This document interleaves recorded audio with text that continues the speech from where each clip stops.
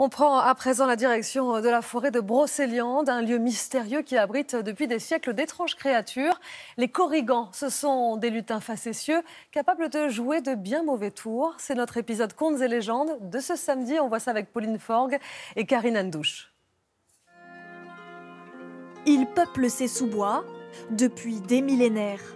Les corrigans, esprits gardiens de la forêt. Vous les croiserez au détour d'un sentier, paisiblement assoupis sous une pierre ou dansant dans les feuilles. Pour les apercevoir, il faut s'enfoncer au cœur de la forêt. Pas celle de Pimpon, nommée ainsi par les hommes, mais la forêt enchantée de Brocéliande. Alors, est-ce que tout le monde sait ce que c'est qu'un corrigan? Vous m'avez pas l'air très convaincu. Vous êtes venu ici en Brocéliande sans savoir ce que c'est qu'un corrigan? Un voyage que cette guide conteuse entreprend chaque jour avec ses visiteurs. 3h30 de balade sur les traces des corrigans, créatures légendaires issues du folklore breton. Mais il faut s'armer de patience pour arpenter les 9000 hectares de cette forêt qui s'étend sur 3 départements, à la recherche de ces petits êtres bien reconnaissables. Ils ont un chapeau pointu, ils ont des grandes oreilles, ils sont petits. Peut-être qu'ils existent, qu'on les voit pas vraiment, mais peut-être que ça se trouve, il y en a un juste là, invisible. Des lutins connus pour les farces et les mauvais tours qu'ils réservent à certains de leurs visiteurs. Ils me cachent mes clés, ma carte bleue.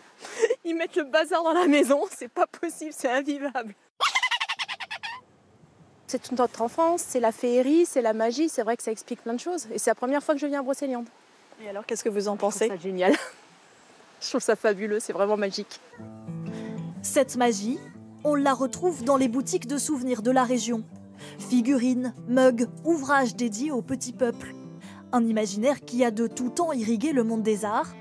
Cet auteur breton y puise sa principale source d'inspiration. On est dans un monde je dirais, qui est totalement désenchanté.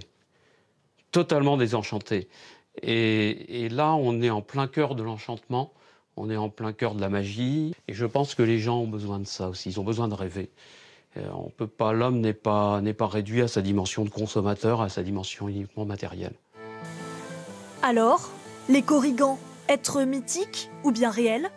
Jusqu'à 100 000 visiteurs s'engagent chaque année sous les frondaisons de la forêt de Brocéliande pour tenter de le découvrir.